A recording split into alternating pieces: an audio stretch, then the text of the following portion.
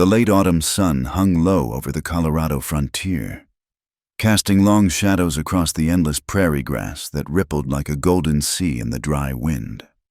Luke Carter squinted against the glare, his weathered hat pulled low as he guided his tired mare along the dusty trail.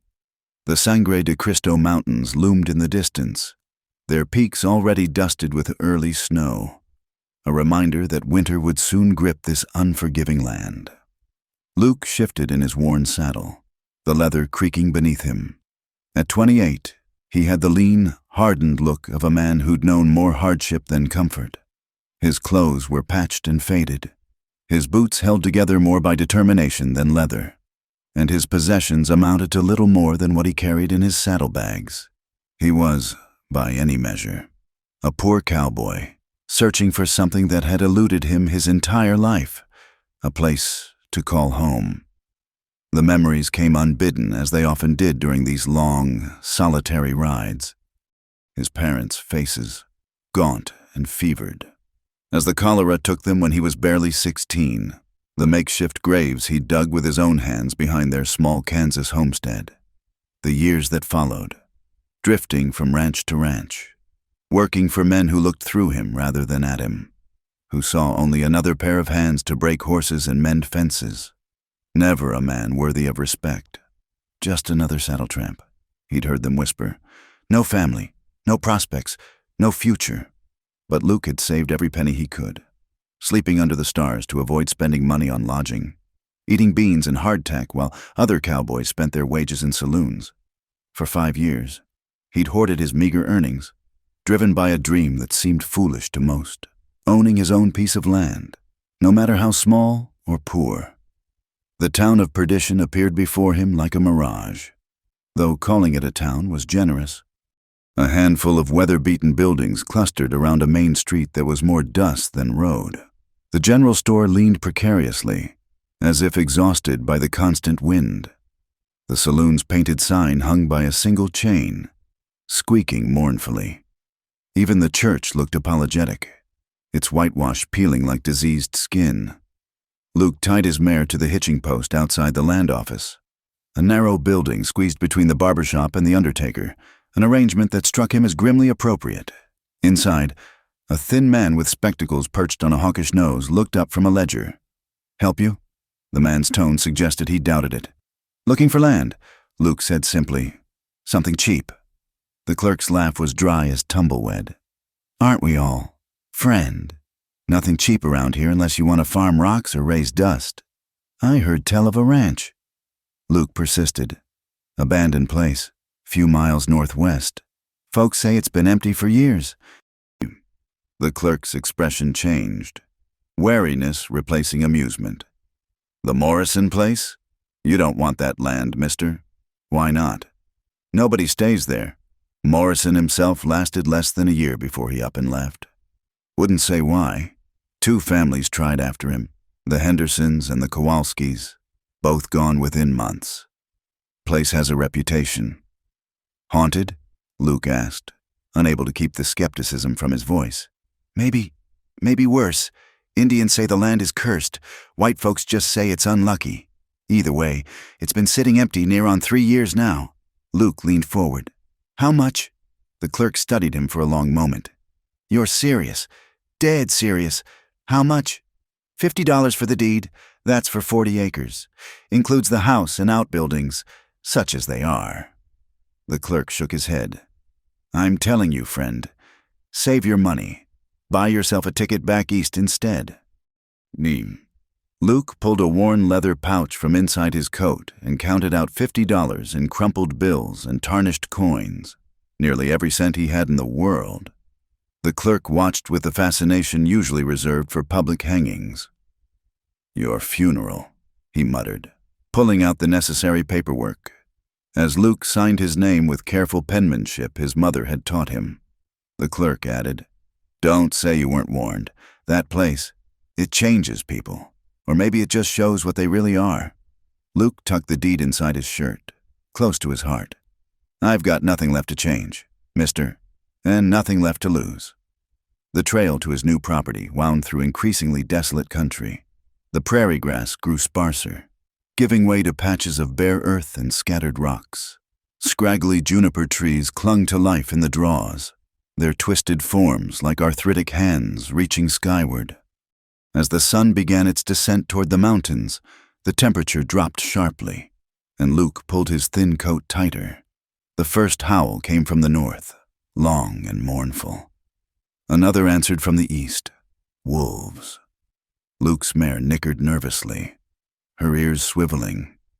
He patted her neck reassuringly, though his own hand instinctively checked the revolver at his hip, an old Colt .45 with 4 bullets. He'd never been able to afford more ammunition. The ranch appeared just as full darkness threatened. Luke had expected deterioration, but the reality was somehow worse. The main house listed to one side like a drunk trying to maintain dignity. Half the roof had collapsed, and the windows were empty sockets staring blindly into the growing darkness. The fence posts stood at crazy angles, connected by a few strands of rusted wire that served more as a monument to futility than any practical purpose. But it was the barn that drew his attention. Unlike the house, it remained largely intact, though its red paint had faded to the color of dried blood. Crows erupted from the roof beam as he approached, their harsh cries cutting through the evening air like accusations. "Home, sweet home," Luke muttered, dismounting stiffly. His mare snorted, pawing the ground uneasily. He needed shelter for the night, and the barn seemed the only viable option. Leading his reluctant horse forward, Luke pushed open the heavy door. It groaned on its hinges, the sound echoing in the darkness beyond. The familiar scent of old hay and dust greeted him, tinged with something else, something wild and alive. As his eyes adjusted to the gloom, Luke heard it, a slight rustling from the far corner, too deliberate to be wind, too large to be a rodent. His hand found his gun as he squinted into the shadows. "Who's there?" His voice came out rougher than intended. The rustling stopped. In the silence that followed, Luke could hear his own heartbeat and his mare's nervous breathing. Then, so soft he almost missed it, came the unmistakable sound of human breathing. Quick, shallow, afraid. Luke's words came unbidden, carried on a breath that misted in the cold air. Poor Cowboy took a deserted ranch, but what's inside this barn? The question hung in the darkness like a prophecy, and somewhere in the shadows, something shifted. Luke Carter, who thought he had nothing left to lose, was about to discover how wrong he'd been. His life, such as it was, would never be the same after this moment, though whether for better or worse, only time would tell. The autumn wind picked up outside, rattling the barn walls and sending another shower of dust from the rafters. And in that swirling darkness, amid the smell of old hay and older secrets, Luke's fate shifted on its axis, waiting for the answer that would come from the shadows. The silence stretched taut as a bowstring until Luke's eyes caught movement, a figure emerging from the deepest shadows of the barn. His breath caught. It was a woman, though unlike any he'd seen in the frontier towns. Her hair hung in wild tangles past her shoulders, dark as a moonless night. Her dress, once perhaps blue or gray, was torn and stained beyond recognition. But it was her eyes that held him, fierce and untamed as a cornered wolf, gleaming with an intensity that made his hand tighten on his gun. She held a knife, the blade catching what little light filtered through the gaps in the barn walls. Her grip was steady despite the tremor in her shoulders. She stood barefoot on the hay-strewn floor, poised like a deer ready to bolt or a wildcat ready to strike. "Easy now," Luke said, slowly raising his free hand in a gesture of peace. "I'm not here to hurt anyone." Her laugh was harsh, more bark than mirth. "That's what they all say." Her voice was hoarse, as if she'd been silent for a long time or had screamed too much. "Get out! This is my place." "Actually," Luke said carefully, "I just bought this ranch. Got the deed right here." He made no move to reach for it, sensing that any sudden movement might provoke her. "Bought it?" She spat the words like they tasted foul. "From those vultures in town? This land doesn't belong to them or you or anyone. It's cursed ground, and it'll swallow you whole like it did the others." Luke studied her more closely now that his eyes had adjusted. Despite the dirt and dishevelment, he could see she was young, perhaps mid-20s. Her frame was thin, too thin, but there was a coiled strength in her stance.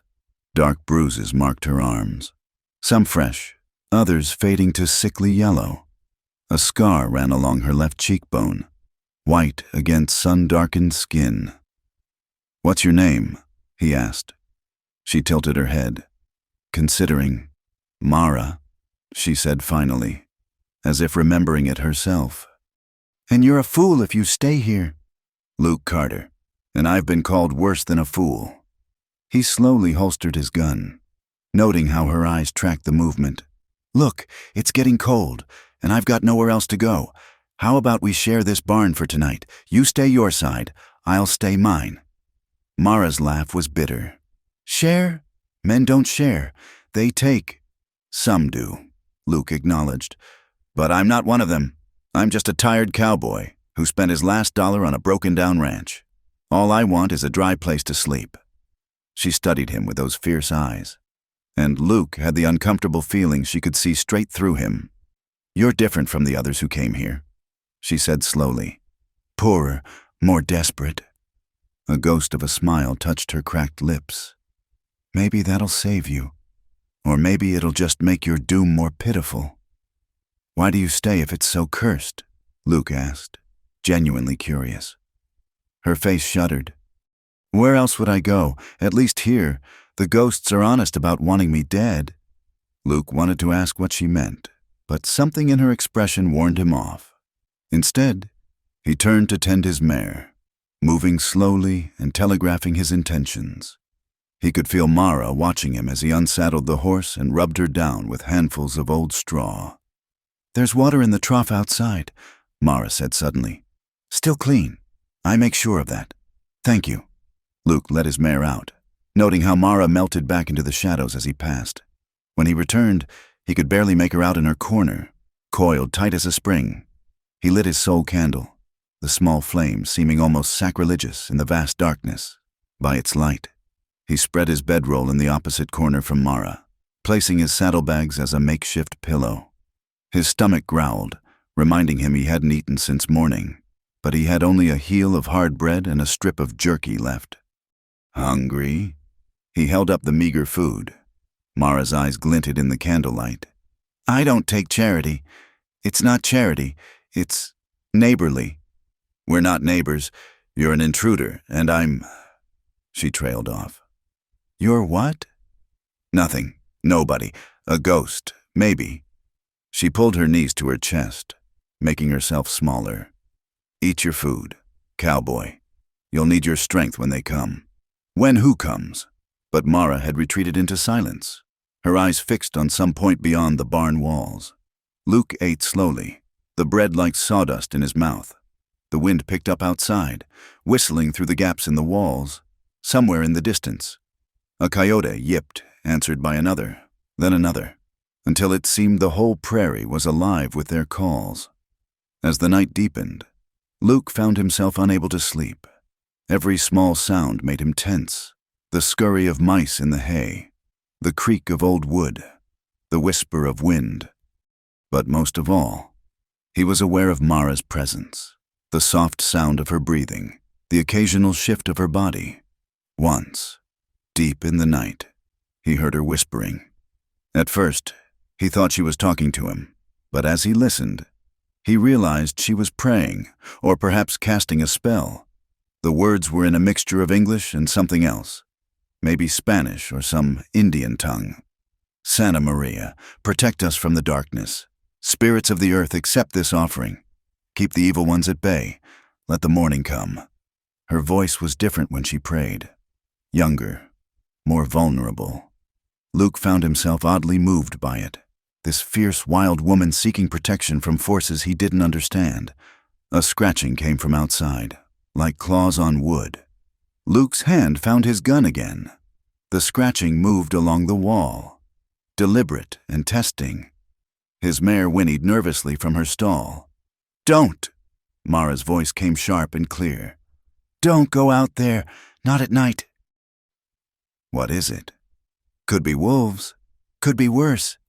She was sitting up now, knife in hand, every line of her body tense. This land?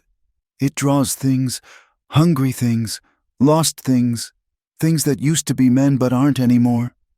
Luke wanted to dismiss her words as superstition, but something in her tone, the absolute certainty of it, made the hair on his neck rise. The scratching continued, circled the barn, paused at the door. The heavy wood creaked as something pressed against it. Then, as suddenly as it had come, it was gone. The night fell silent except for the eternal wind. Luke realized he'd been holding his breath and released it slowly. "It's testing," Mara said, "seeing what kind of man you are, whether you're weak enough to take yet." "Take where?" She shook her head. "You don't want to know. Just stay inside at night. Always stay inside at night." As dawn approached, painting the eastern sky pale gray, Luke finally dozed. He woke to find Mara standing by one of the gaps in the wall, watching the sunrise in the soft light. She looked different, still wild, but also heartbreakingly young. The morning sun caught the red in her dark hair, turned her skin to burnished gold. She must have sensed him watching because she turned. "You survived your first night. That's more than some can say. Thanks to your warning." She shrugged. "Maybe. Or maybe it just wasn't your time." She moved toward the door, then paused. "There's a well behind the house. Water's good. And if you're planning to stay—" She hesitated, then continued. "Don't trust anyone from town. Don't tell them about me, and whatever you do, don't let them know you're alone." "Why are you helping me?" Mara turned back, and for a moment, her fierce mask slipped. "Because you raised your hand in peace instead of violence. Because you offered to share instead of demanding. Because—" She stopped, shook her head. "Because I'm tired of seeing men die on this land, even foolish poor cowboys who should know better." Then she was gone, slipping out the door and disappearing into the morning mist like the ghost she claimed to be. Luke stood slowly, his body stiff from the cold night on hard ground. As he stepped outside into the crisp morning air, he surveyed his new domain in daylight for the first time.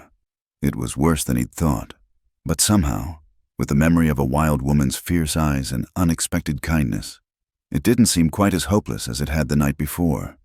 He had survived his first night on cursed ground, and somewhere out there, moving through the landscape like a force of nature, was Mara, mysterious, dangerous, and inexplicably protective. Luke rolled up his sleeves, looking at the work ahead. "Poor Cowboy took a deserted ranch," he murmured to himself, "and found something worth more than land inside that barn." Though what exactly he'd found, and what price he'd pay for it, remained to be seen. The morning sun climbed higher, revealing the full extent of the ranch's decay.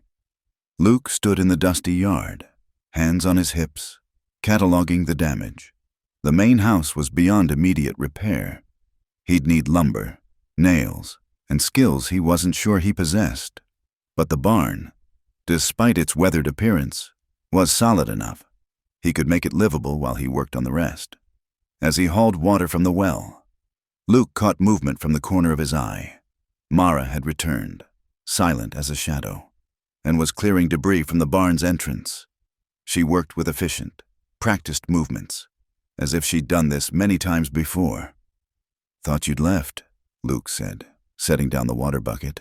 She didn't look at him. "I did. Now I'm back." She tossed a broken board onto a growing pile. "This place needs tending, whether you're here or not." They worked in companionable silence through the morning. Luke noticed how Mara always kept space between them, how she startled at sudden movements, how her hand never strayed far from the knife at her belt. He made sure to move slowly, to announce his presence when approaching, to give her room to retreat. By midday, the sun beat down mercilessly. The air shimmered with heat, and the smell of baked earth and dry grass filled their nostrils. Luke paused to wipe sweat from his brow, his shirt soaked through. Mara had retreated to the shade of the barn, but even there, the heat was oppressive. "There's supposed to be a creek," Luke said, consulting the rough map that came with the deed. About a mile north. Might be dried up, though. Mara shook her head. It's there, spring-fed, never runs dry, even in the worst droughts. She hesitated, then added, I'll show you. They walked across the scorched landscape, Mara leading the way with sure steps.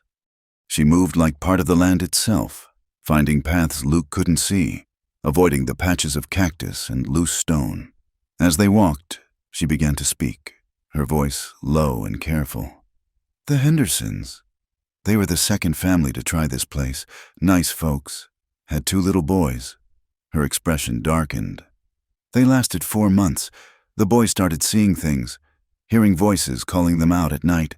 Mrs. Henderson. She tried to keep them inside, but one night, she trailed off. What happened? Nobody knows for certain. They found the youngest boy 3 miles out in the desert, delirious with fever, talking about the shadow men who wanted to play. The family left that same day. Didn't even pack proper, just loaded what they could in their wagon and ran. The creek, when they reached it, was a ribbon of silver in a shallow ravine. Cottonwoods clustered along its banks, their leaves rustling with secrets. The water was clear and cold, a miracle in this harsh land. This is why they keep coming, Mara said, kneeling to drink. Water means life out here. Men will do anything for water. Luke drank deeply, then splashed his face and neck. You talk about men like you're not part of the human race. She gave him a long look. Am I? After what I've been through? What I've become? She stood, water dripping from her chin. You asked why I stay here. It's because this land understands me. It's wild and cursed and unwanted, just like me. You're not cursed, Luke said quietly. Her laugh was sharp. You don't know anything about me, Cowboy, where I came from, what was done to me, what I've done to survive. Then tell me. For a moment, she seemed to consider it. Then she shook her head. Some stories are better left untold. They have a way of making themselves true again in the telling. On the walk back, the heat seemed even more intense. The ground radiated warmth like a stove, and Luke's boots felt like they were melting. Mara, despite her bare feet, seemed unaffected. She'd lived with this land's cruelty so long it had become part of her. As they crested a small rise, Luke spotted a dust cloud on the horizon. Riders, moving fast toward the ranch. Mara saw them too, and tensed like a drawn bow. Get to the barn, she said urgently. Get your gun! But it was too late. The riders, 3 of them, had spotted them and changed course. Luke recognized the type immediately. Hard men with harder eyes, wearing their guns low and loose, the kind who took what they wanted and justified it later. Well, the lead rider said, pulling up in a cloud of dust. He was a thick-set man with a graying beard and eyes like chips of flint. The new owner, I'm guessing, heard someone was fool enough to buy the old Morrison place. That's right, Luke said evenly. Luke Carter, and you are. Name's Garrett. I ranch about 10 miles east. These are my boys, Tom and William. He gestured to the younger men flanking him, both bearing his stamp in their features and attitudes. Came to offer you some neighborly advice. Much obliged, but wasn't finished. Garrett cut him off, his eyes sliding to Mara. See, we got an understanding in these parts, about property rights, about what belongs to who. His smile was cold. And about not harboring fugitives. Mara had gone very still, but Luke could feel the tension radiating from her like heat from a forge. Don't know what you mean, Luke said. This is my land, bought and paid for. Anyone here is here by my invitation. Tom, the younger of Garrett's sons, snickered. Invitation. Is that what they're calling it now? Watch your mouth, boy, Luke warned, his hand drifting toward his gun. Garrett raised a hand. No need for unpleasantness. We're just concerned citizens, looking out for a newcomer. See, there's been talk of a wild woman in these parts. Dangerous, possibly mad, definitely a thief. Man name of Clayton Briggs has been looking for her, offering a reward, too. At Briggs' name, Mara flinched. It was subtle, but Luke caught it. and so did Garrett. "Don't know any Briggs," Luke said. "And I haven't seen any wild women, just me trying to fix up this ranch." Garrett's eyes narrowed. "That's so? Because I could swear that looks like my wife." Luke interrupted, the lie coming smooth as water. "Mara Carter. We were married last spring in Denver. Not that it's any of your business." The silence stretched taut. Mara's eyes widened slightly, but she kept quiet. Garrett studied them both, clearly not buying it, but unable to prove otherwise. "Wife, huh?" He leaned forward in his saddle. "Funny, Clark in town didn't mention you having a wife when you bought the place." "Didn't ask him to. We keep to ourselves." William spoke up. "She don't look like any wife I've seen." "Looks more like a woman who's been working hard to help her husband fix up a ranch," Luke cut in, steel in his voice now. "In heat, that would drop a mule. So maybe instead of insulting my wife, you could state your business and move on." Garrett held up a hand again, but his smile had turned predatory. "No offense meant, just surprised is all. But let me give you that advice I mentioned. This land has a reputation. Things happen here, accidents, disappearances. Would be a shame if something happened to you, or your wife. Is that a threat?" "It's an observation, based on historical precedent." Garrett wheeled his horse around. "You seem like a decent sort. Carter, take my advice. Sell this place and move on, before you become another sad story folks tell around campfires." The three men rode off, but not before Tom looked back with a leer that made Luke's fists clench. When the dust settled, Mara let out a breath she'd been holding. "Your wife?" She shook her head. "You're a fool, Luke Carter. Now you've made yourself a target along with me. I wasn't going to let them. Let them what? Take me? You don't even know what I've done. Maybe I am a thief. Maybe I deserve whatever Briggs wants to do to me." Luke turned to face her fully. "Do you?" She met his gaze for a long moment, then looked away. "No, but that's never mattered before." They made their way back to the barn in silence, as the sun began its descent toward the mountains, painting the sky in shades of blood and gold. Luke found himself stealing glances at this strange, fierce woman who'd somehow become his responsibility, or perhaps he'd become hers. That evening, as they shared Luke's meager supplies, he'd need to go to town soon, despite the risk. Mara spoke again. "Briggs killed my family," she said quietly, staring into the small fire Luke had built in a circle of stones. "My father was a small rancher, like you. Briggs wanted our water rights. When Papa refused to sell..." She shrugged, but Luke saw the pain beneath the gesture. "I was the only one who survived, and only because I ran. I've been running ever since." "How long?" 2 years, maybe 3. Hard to keep track when every day is about surviving to see the next." She looked at him then, firelight dancing in her dark eyes. "You should have let them take me. Would have been easier for you." "Maybe," Luke admitted. "But I've never been one for taking the easy path. If I was, I wouldn't be here." A ghost of a smile touched her lips. "No, I suppose you wouldn't." She was quiet for a moment, then added, "Thank you for the lie, even if it was foolish." "You're welcome, though we might need to work on making it more believable. You don't much look like a rancher's wife." This time, her smile was real, transforming her face. "And you don't much look like a successful rancher, so maybe we're well matched after all." As night fell and the familiar sounds of the desert came alive, coyotes, owls, and things less easily identified, Luke found himself thinking about the strange turns his life had taken. He'd come here seeking solitude and a new start.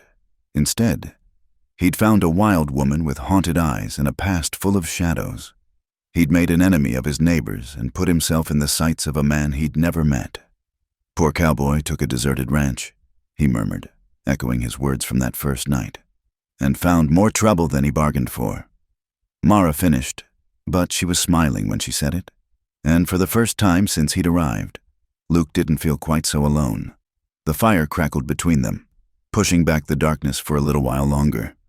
And somewhere out in that darkness, forces were already moving, drawn by the news that the cursed ranch had new occupants, and that one of them was a woman certain men had been hunting for a very long time. The peace didn't last. 3 nights after Garrett's visit, Luke woke to the sound of horses, many horses and rough voices carrying on the wind. He reached for his gun, noting that Mara was already awake and crouched by the barn wall, peering through a gap. "How many?" he whispered. 8, maybe 10. Her voice was steady, but he could see her knuckles white around her knife handle. "They're drunk. Probably been working up their courage in town." The voices grew louder, punctuated by harsh laughter. Someone shouted, "Come on out. Carter, we want to meet that pretty wife of yours." Luke recognized Tom Garrett's voice, slurred with whiskey. A bottle smashed against the barn door, followed by more laughter. These weren't men come for serious business. They were young fools looking for sport, which in some ways made them more dangerous. "Stay inside," Luke said, checking his revolver. 4 bullets. Not nearly enough if things went bad. "You can't go out there alone," Mara protested. "Better than letting them come in." He moved toward the door, then paused. "If something happens to me, there's a loose board in the back corner. You can slip out, take my horse, ride hard and don't look back." "Luke," but he was already lifting the bar on the door. He stepped out into the moonlight, gun held low but visible. The riders had formed a rough semicircle in the yard. Tom Garrett sat front and center, flanked by young men Luke didn't recognize. Ranch hands and drifters, most likely. The kind who'd ride 20 miles for free whiskey and the promise of trouble. "Evening, boys," Luke said calmly. "Bit late for a social call." Tom swayed in his saddle. "Just wanted to see this wife of yours, Carter. Funny thing, nobody in Denver seems to remember any wedding." "You went to Denver to check?" Luke kept his voice level, but inside he cursed. He'd underestimated how far these people would go. Had a friend passing through, asked him to make some inquiries. Tom's grin was ugly in the moonlight. "So either you're a liar, or you're harboring that savage Briggs is looking for. Either way, we figured we'd come have a look." One of the other riders spoke up. $50. Briggs is offering, dead or alive, though he'd probably prefer alive. Another added with a meaningful laugh that made Luke's blood run cold. "You boys are drunk." Luke said, "Go home before someone gets hurt." "Someone's gonna get hurt, all right," Tom slurred. "But it ain't gonna be us. Now bring her out, or we'll come in and get her." Luke raised his gun. "First man off his horse gets a bullet." The laughter died, drunk as they were. They recognized the look in Luke's eyes, a man with nothing to lose and everything to protect. The moment stretched taut as a wire. Then a rock flew from the darkness, striking Tom's horse on the rump. The animal reared with a scream, dumping Tom in the dust. More rocks followed, pelting men and horses alike. The riders cursed and wheeled their mounts, trying to locate their attacker. Luke heard Mara's war cry, wild and primitive, from somewhere behind the barn. She was circling them in the darkness, hurling stones with deadly accuracy. One man yelped as a rock caught him in the temple. Another's horse bolted when a particularly well-aimed stone struck its flank. "It's her," someone shouted. "The wild woman." Tom struggled to his feet, nose bleeding from his fall. "Get her! $50 to the man who—" Luke's shot cut him off, the bullet kicking up dust inches from Tom's feet. "Next one goes in your belly, boy. Call off your dogs." But the situation was spiraling out of control. The riders had split up, some chasing shadows around the barn, others focusing on Luke. In the chaos, he lost track of Mara. He heard scuffling, a man's curse, a sound like a blade meeting flesh. "She cut me!" someone screamed. "The witch cut me!" More gunshots rang out, wild, drunken shooting into the darkness. Luke's mare screamed from inside the barn, terrified by the noise. He backed toward the door, trying to keep the riders in sight. But there were too many, too scattered. Then he saw her. Mara had been cornered against the side of the house by 3 men. Her knife flashed in the moonlight, keeping them at bay. But they were closing in. One had a rope. Luke didn't think. He ran toward them, firing as he went. One man spun and fell. The other two turned, giving Mara the opening she needed. She lunged forward, swift as a striking snake, her blade finding flesh. The man with the rope screamed and clutched his arm. "Mount up!" Tom Garrett shouted, his bravado finally cracking. "Mount up! Damn you!" The riders retreated in disorder, hauling their wounded with them. They thundered off into the night, shouting threats and curses. Luke stood in the yard, gun empty, breathing hard. Mara appeared at his side, blood on her blade and a wild light in her eyes. "You're hurt," she said, and he realized his left arm was wet. A bullet had grazed him in the chaos. "It's nothing." He was more concerned about her. "Are you?" "Fine." She was breathing hard too, but there was something like exhilaration in her expression. "They'll be back, with more men, sober men." Luke knew she was right. They'd crossed a line tonight. Blood had been spilled. "We need to prepare." They worked through the remaining hours of darkness, dragging what they could into the barn to create barriers, checking weapons, filling containers with water. Mara showed him where she'd hidden supplies. Ammunition she'd scavenged, food she'd stored, medical items lifted from abandoned homesteads. "You've been preparing for a siege," Luke observed. "I've been preparing to survive," she corrected. "Same thing, out here." As she cleaned and bandaged his arm, Luke studied her face in the lantern light.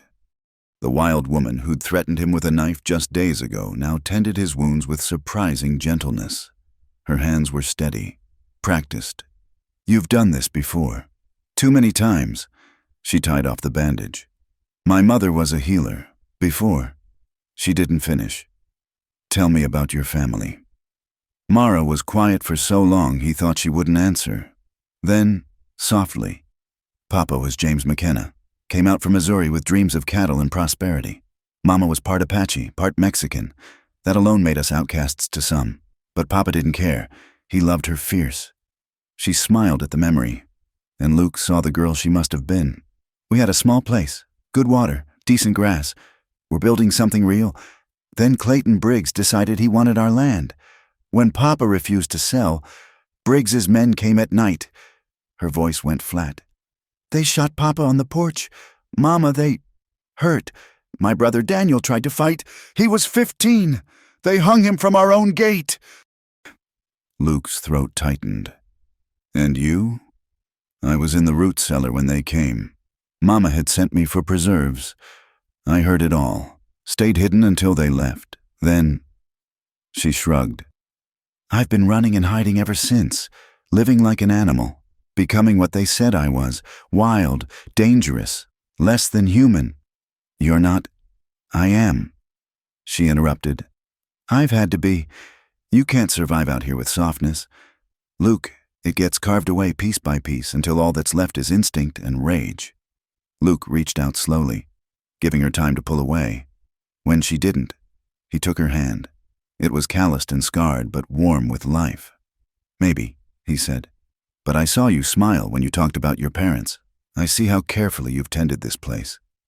You're still human, Mara, still capable of more than just survival." She looked at their joined hands as if puzzled by the sight. "Why does it matter to you?"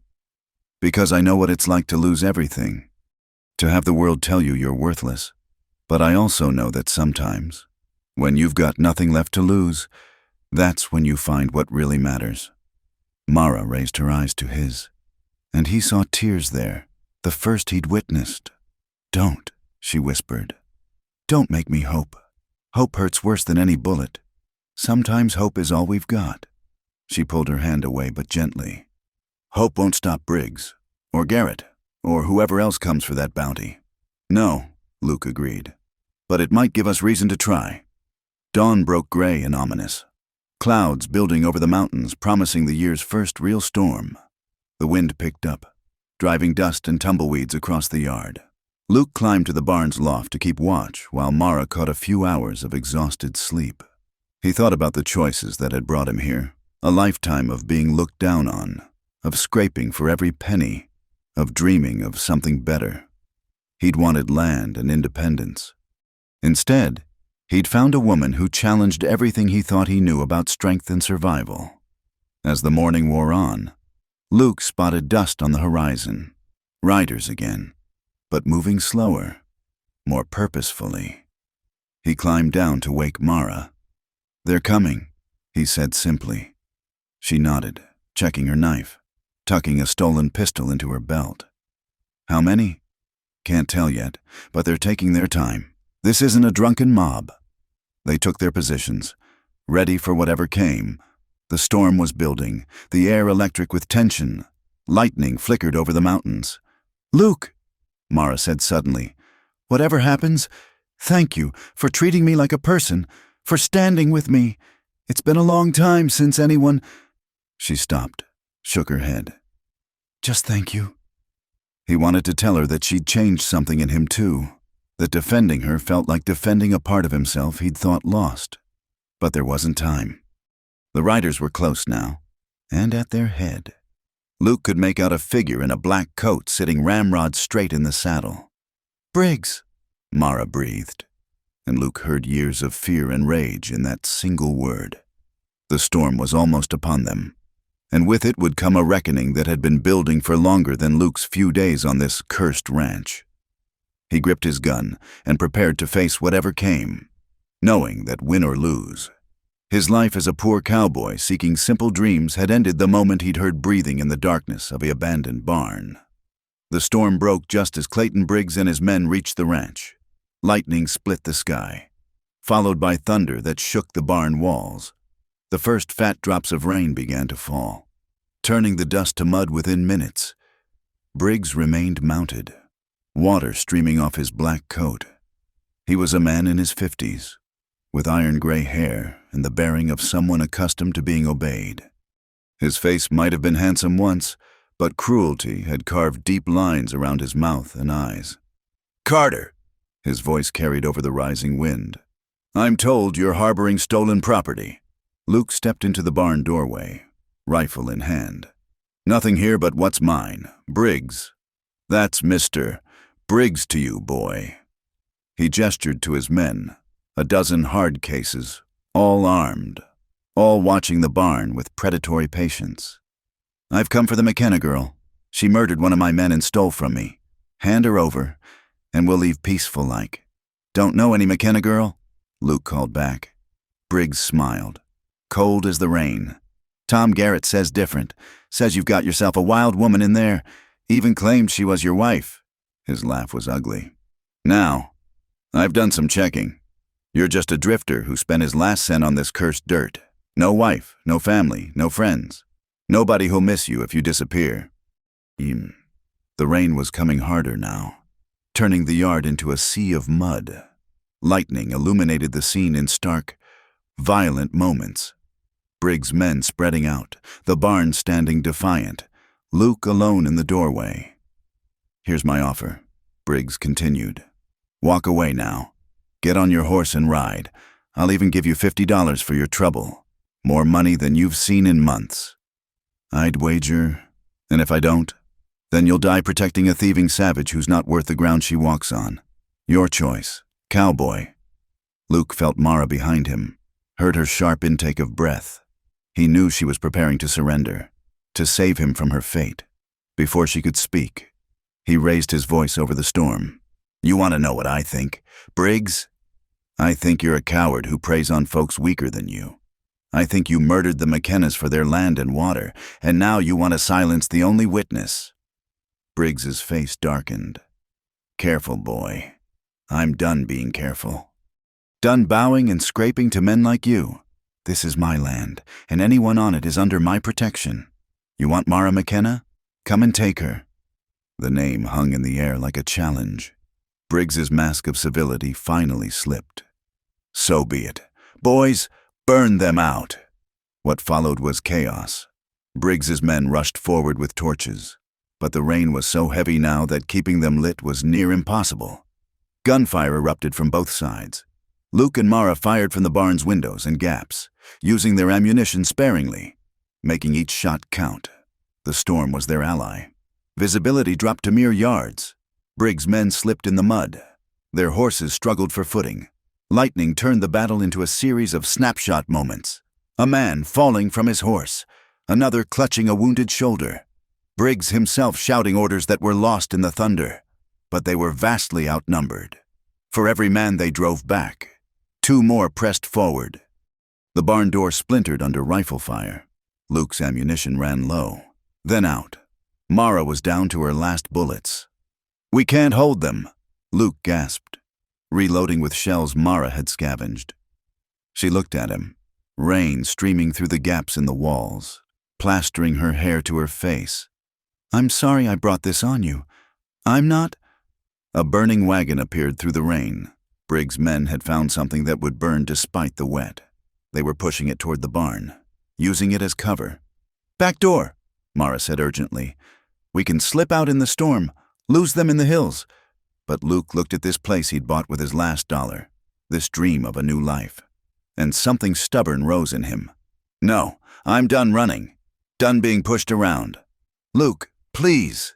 He grabbed a pitchfork from the wall. Sometimes a man's gotta make a stand, even if it's his last one. Mara stared at him, then laughed, wild and free despite everything.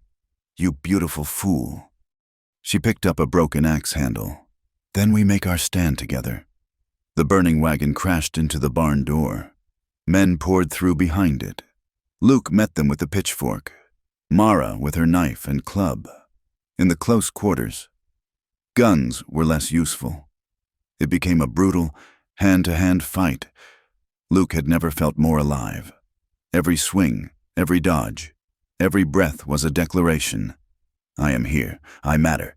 This matters." Beside him, Mara fought like the force of nature she was, all the rage and pain of her losses channeled into deadly grace. Then, through the melee, came a new sound. Horses, many horses, and a voice of authority.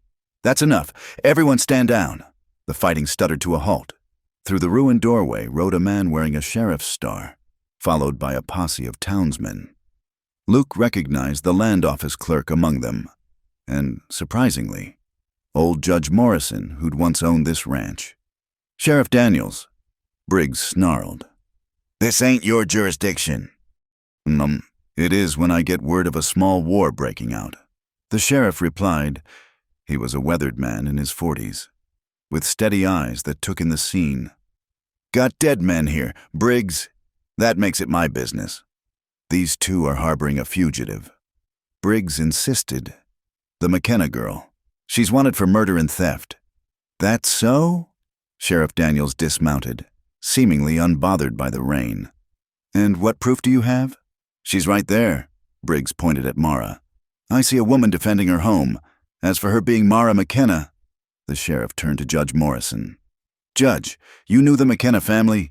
The old judge, who'd been silent until now, urged his horse forward.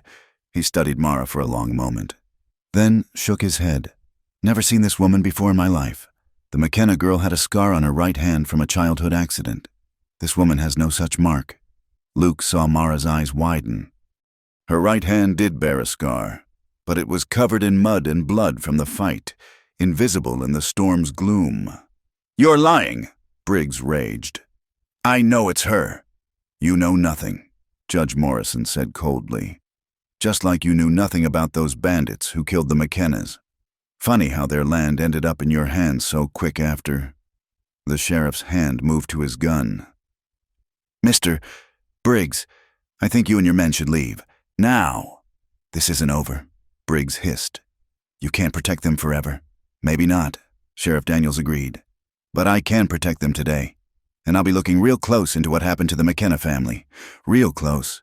Briggs gathered his men, including the wounded and dead. As he mounted his horse, he looked directly at Mara. "This isn't over, girl. You can hide behind these fools for now, but I'll be waiting. I've got time." They rode off into the storm, leaving Luke and Mara standing in the ruins of the barn doorway. The sheriff turned to them. "You 2 all right?" "We'll live," Luke managed. Sheriff Daniels nodded. "Good. Word of advice. Might be wise to make that marriage story of yours official. Harder to separate a legal husband and wife." He touched his hat. "Judge Morrison here can perform the ceremony, if you're willing." Luke looked at Mara, seeing the question in his eyes reflected in hers. They'd known each other less than a week, had nearly died together, had no idea what tomorrow would bring. It was madness. "Yes," Mara said quietly. "Yes," Luke echoed. Judge Morrison smiled, the expression transforming his stern face. "About time something good happened on this land, but first, let's get out of this storm." They gathered in what was left of the barn, the posse men standing witness. The ceremony was brief, the judge speaking the words from memory, while rain drummed on what remained of the roof. When he pronounced them husband and wife, Luke kissed Mara gently, tasting rain and tears and the promise of a future neither had dared imagine. "Why?" Luke asked the judge afterward. "Why help us?" Morrison looked out at the storm-swept land. "I knew the McKennas. Good people. What happened to them?" He shook his head. "I couldn't stop it then. Too afraid of Briggs. Too worried about my own skin. But maybe I can help stop it from happening again." As the storm began to pass, the posse helped them salvage what they could. The barn was badly damaged but not destroyed. The house, ironically, had survived better, needing only the repairs Luke had already planned. "It won't be easy," Sheriff Daniels warned before leaving. "Briggs has money and influence, but you've got the law on your side now. And folks are starting to ask questions about his methods. Keep your heads down, work your land, and maybe, just maybe, you'll outlast him." As the sun broke through the clouds, painting the wet world in shades of gold and silver, Luke and Mara stood together surveying their domain. It was battered, bullet-riddled, and half-burned. But it was theirs. "This poor cowboy took a deserted ranch," Luke said softly, his arm around his new wife's shoulders. "And inside the barn, a wild woman changed his fate." Mara finished. She looked up at him, and for the first time since he'd met her, her smile held no shadows. "Ready to build something new?" Luke thought of all the work ahead, all the dangers still lurking, all the uncertainties of tomorrow. Then he looked at the woman beside him, fierce, unbroken, and grinned. "With you, I'm ready for anything." The storm had passed, leaving the air clean and new. And on a patch of cursed ground in Colorado, two broken people began the slow, careful work of building something whole. A summer arrived with a vengeance, turning the Colorado landscape into a furnace. The grass withered to brown stalks that crackled underfoot, and the creek Luke and Mara depended on dwindled to a trickle. They worked from dawn until the heat became unbearable, then sought shelter during the worst of the midday sun, resuming their labor as evening approached. Despite the hardships, or perhaps because of them, Luke had never been happier. Watching Mara adapt to life as a rancher's wife, though she bristled at the term, filled him with a quiet joy. She attacked every task with the same fierce intensity she'd once reserved for survival, whether mending fences, tending their small vegetable garden, or helping him repair the barn. "You don't have to prove anything," Luke told her one evening as she struggled with a particularly stubborn fence post. She wiped sweat from her brow, leaving a streak of dirt. "I'm not proving anything. I'm building something. There's a difference." He understood. After years of merely surviving, the act of creation, of planning for a future, was intoxicating.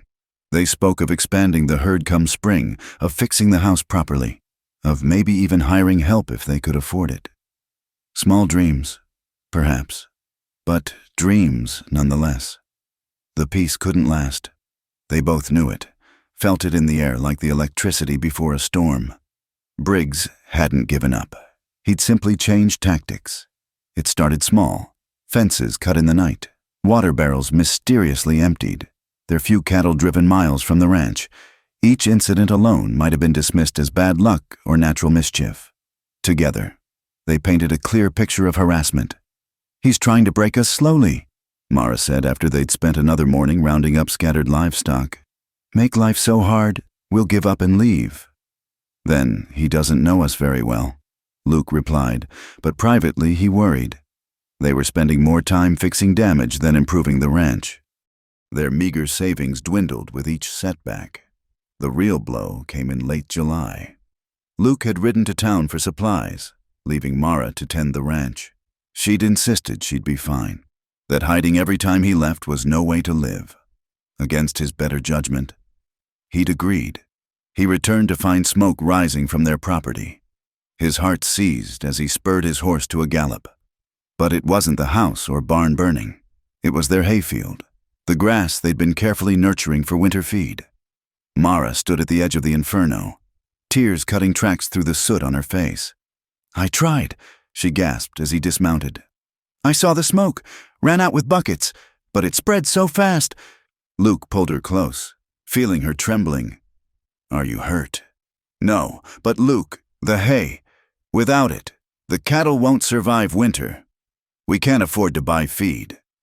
He stared at the flames consuming their hopes. In the distance, he could swear he heard laughter carried on the wind. Briggs's men, no doubt, watching their handiwork from some hidden vantage point. That night, as they sat in their partially repaired house, the weight of their situation pressed down like a physical thing. The windows they'd boarded up after the gunfight seemed to mock their attempts at normalcy. "Maybe," Mara began, then stopped. "What?" "Maybe Briggs is right. Maybe I should just—" "Don't!" Luke's voice was sharp. "Don't even think it. I can't watch him destroy you because of me. You had a chance here before I had nothing before you." He took her hands, feeling the calluses that matched his own now. "Just empty land and empty dreams. You gave them meaning." She searched his face. "Even if it costs you everything?" "Everything I had wasn't worth much to begin with, but what we're building together, that's worth fighting for." The next morning brought a visitor. Luke tensed when he saw the rider approaching, then relaxed marginally when he recognized Sheriff Daniels. The lawman dismounted, his expression grim. "Thought you should know," he said without preamble.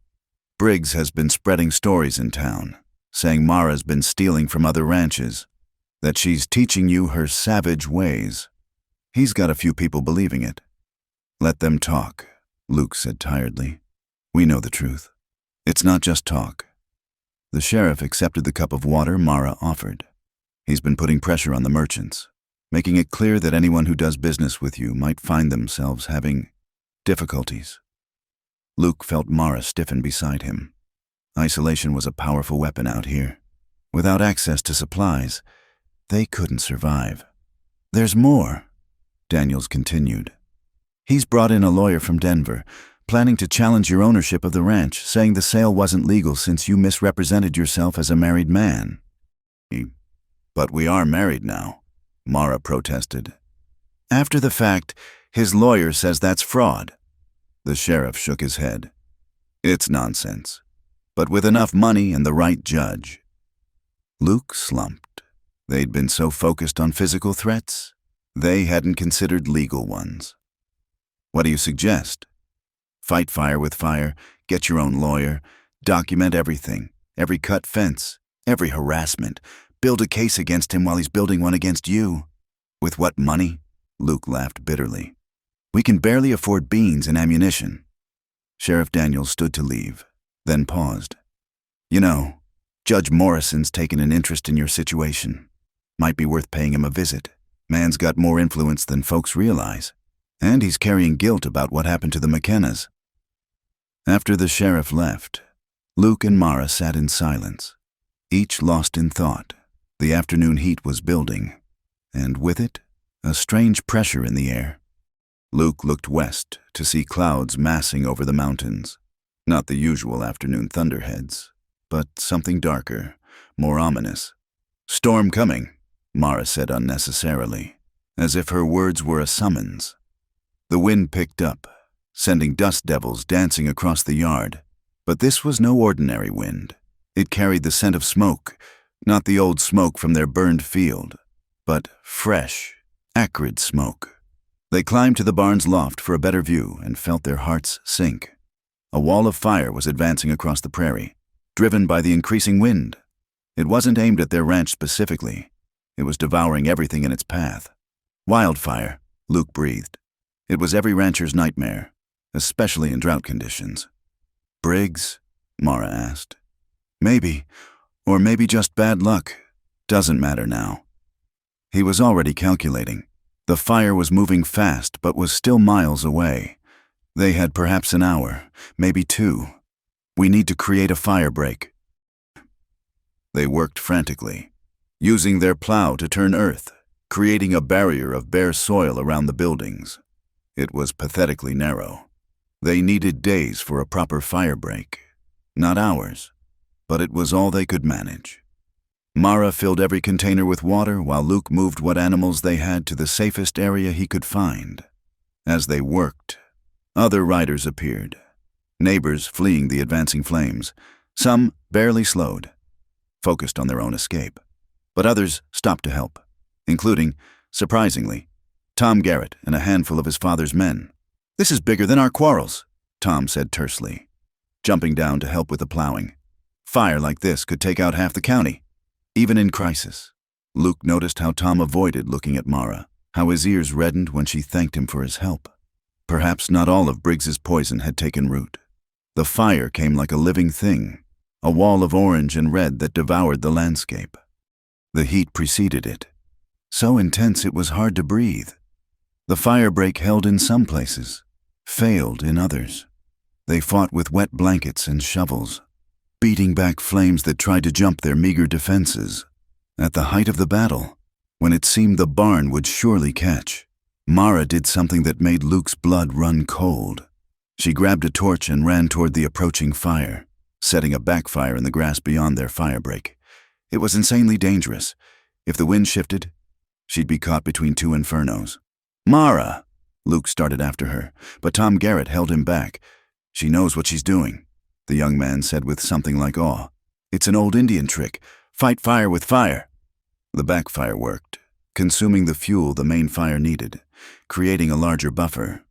Mara danced between the flames like she was born to it, her face fierce with concentration. And Luke understood this was knowledge passed down from her Apache mother, another gift from her murdered family. When the main fire finally passed, leaving a blackened, smoking wasteland, their ranch stood intact if singed. Others hadn't been so lucky. The Hendricks place to the south was gone, as were several others. As neighbors gathered to share water and take stock, Luke noticed something had changed. The way they looked at Mara was different. She'd fought for all of them, used her savage knowledge to help save what could be saved. Even Tom Garrett mumbled a genuine thank you before riding off.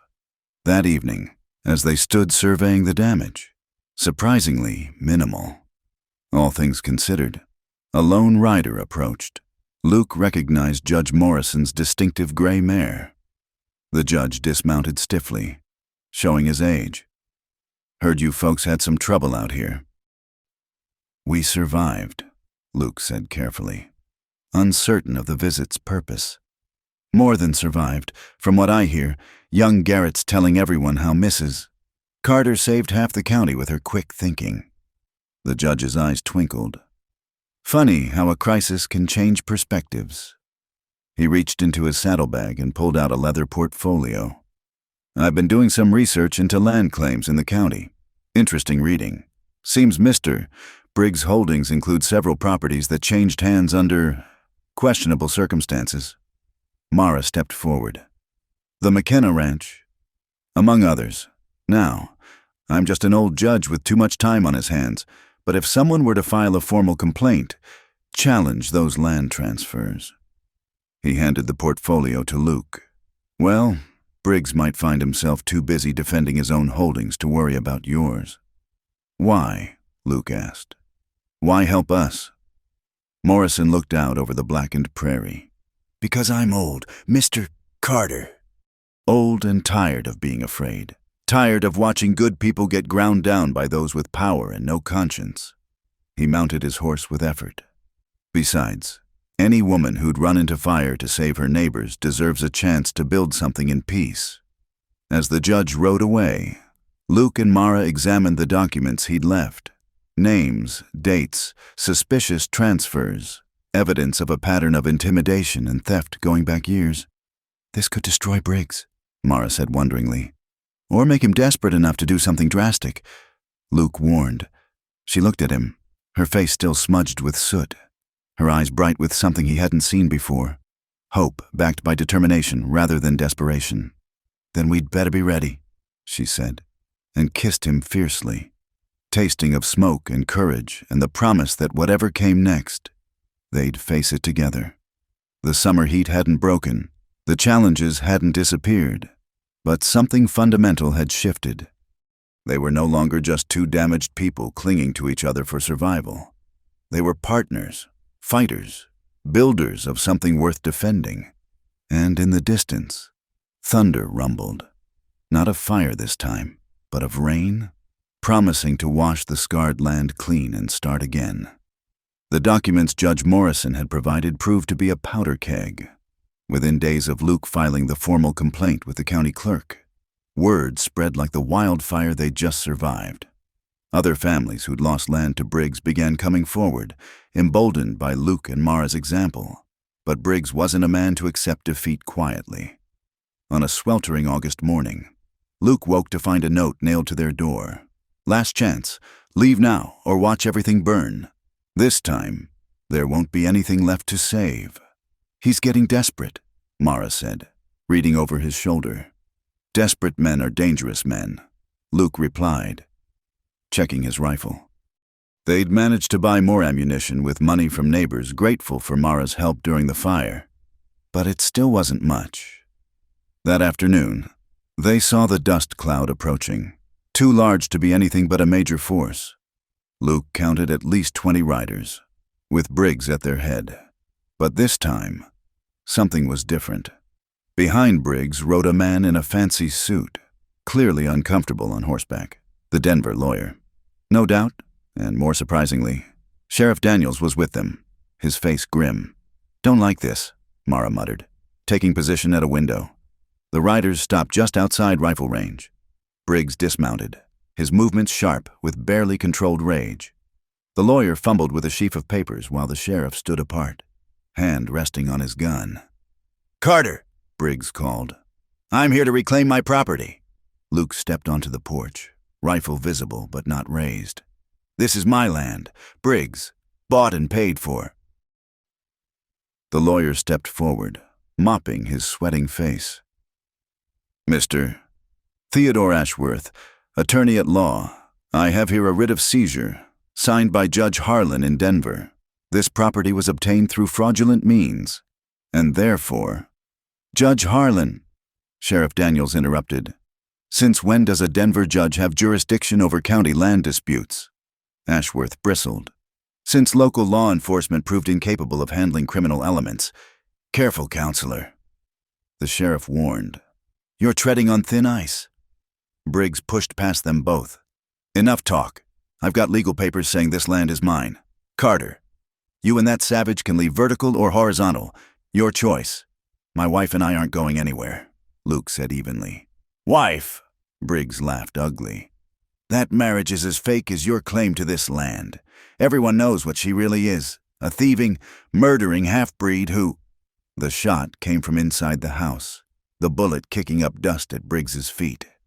Mara's voice carried clear and cold. "Next one goes higher. Choose your words carefully." The tension ratcheted up. Hands moved to guns. Sheriff Daniels stepped between the groups. "Everyone calm down," he commanded. "Ashworth, I'll need to verify these papers. Until then—" "Verify?" Briggs exploded. "I'm done with delays and excuses." He turned to his men. "Take the property. Anyone resists, shoot them." But his men hesitated. These weren't all hired guns. Some were local cowboys who'd ridden for him, men who'd seen Mara fight the fire, who had doubts about following orders that went against the sheriff. In that moment of hesitation, new riders appeared.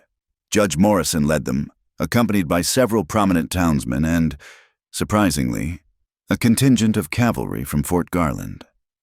"Having a party without inviting me, Clayton?"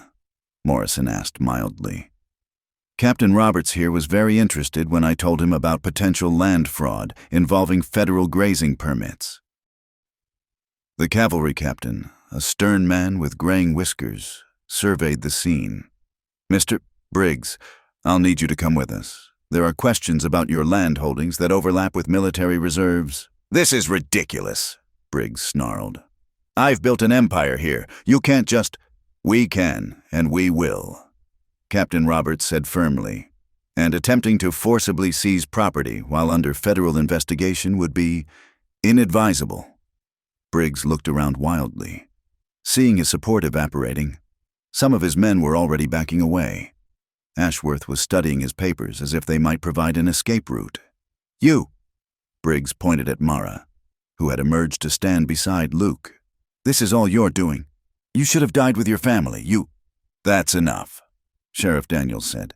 Clayton Briggs, you're under arrest for conspiracy, fraud, and suspected murder in the deaths of James, Maria, and Daniel McKenna. You can't prove anything.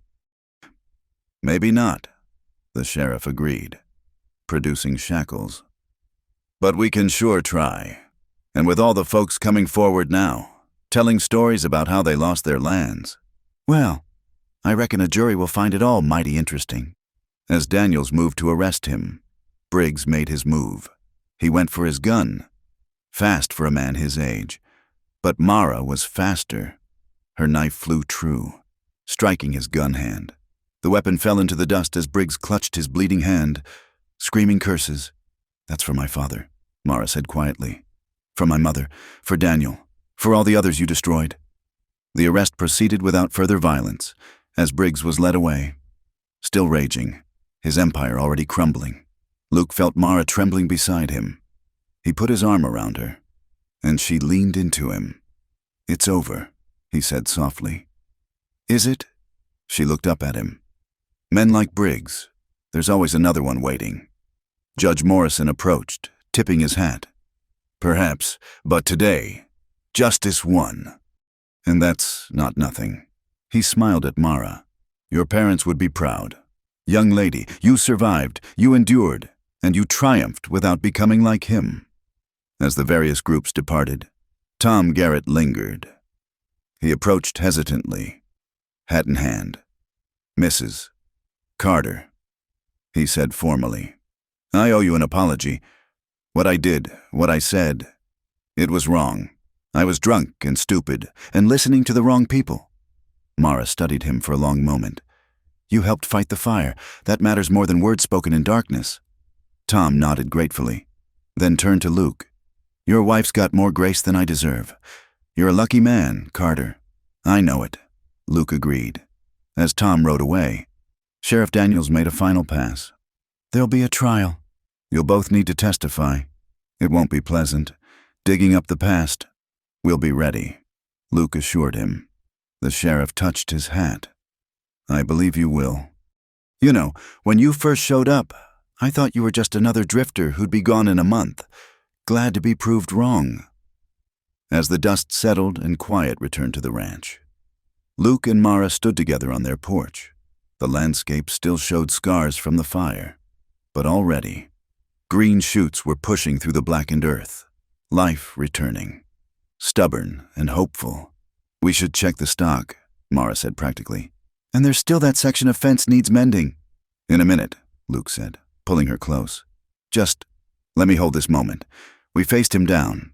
Mara faced down a man who terrorized this county for years, and we won.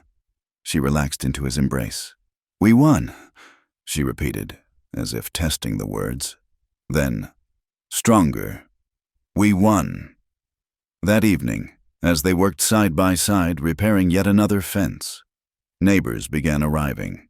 The Hendricks brought a pot of stew. The Kowalskis contributed fresh bread. Tom Garrett and some hands delivered a load of hay. To replace what was burned, he said gruffly. Soon, an impromptu celebration was underway. Someone produced a fiddle, and music filled the air. Children who'd been kept away from the dangerous ranch ran laughing through the yard. Their parents shared stories of their own struggles with Briggs. Finally, free to speak without fear, Luke watched Mara navigate this sudden social acceptance with the same wariness she'd shown him that first night.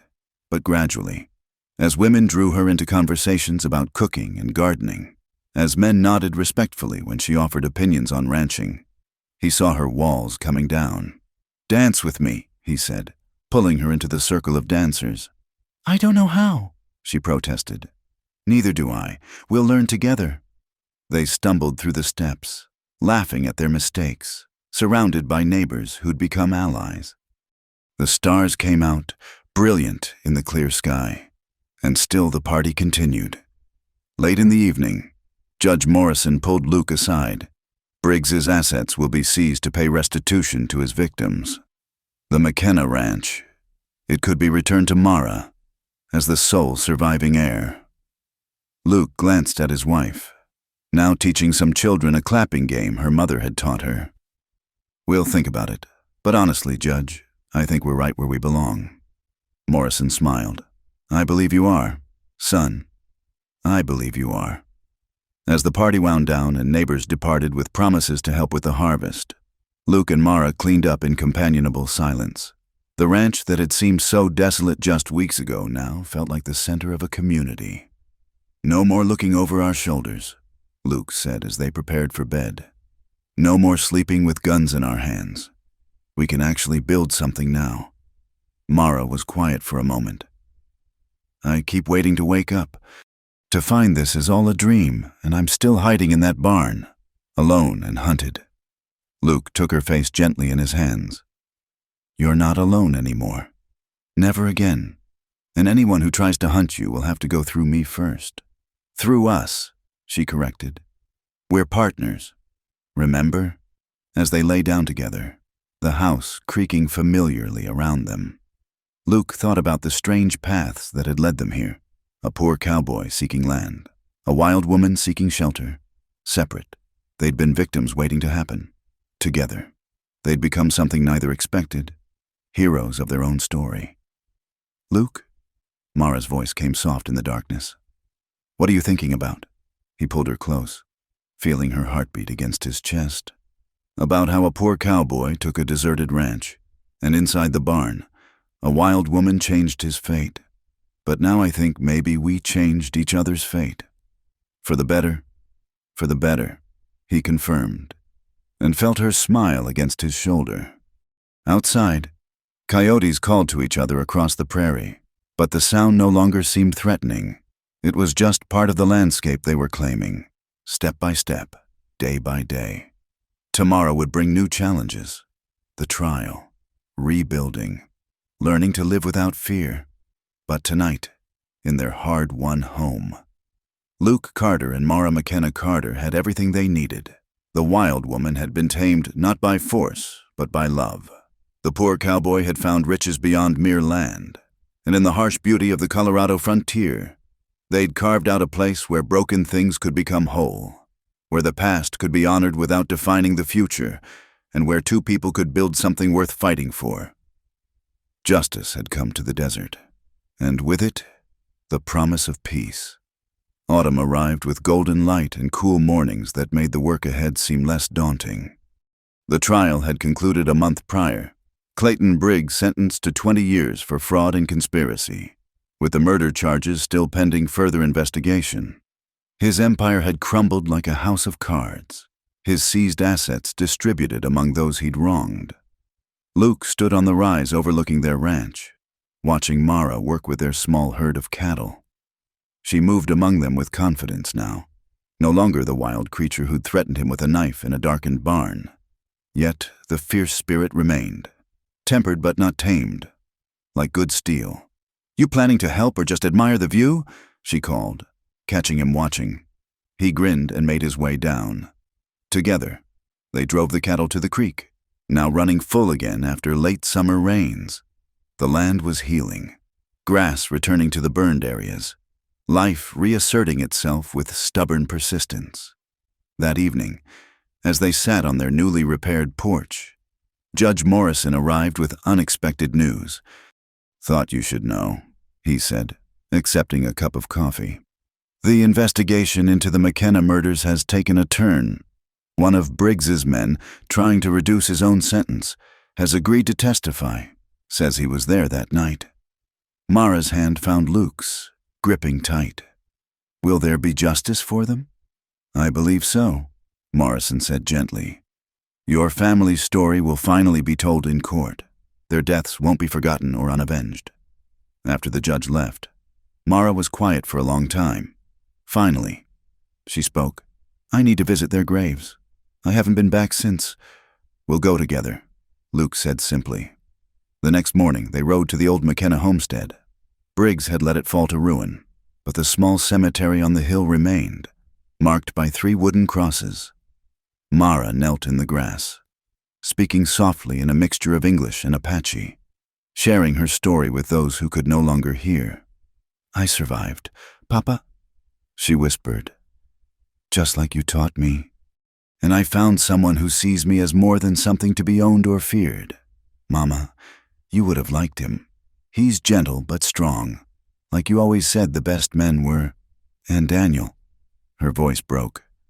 I'm sorry I couldn't save you, but I saved myself, and now I'm building something you'd be proud of. Luke stood back, giving her space to grieve, but ready when she finally rose and walked into his arms.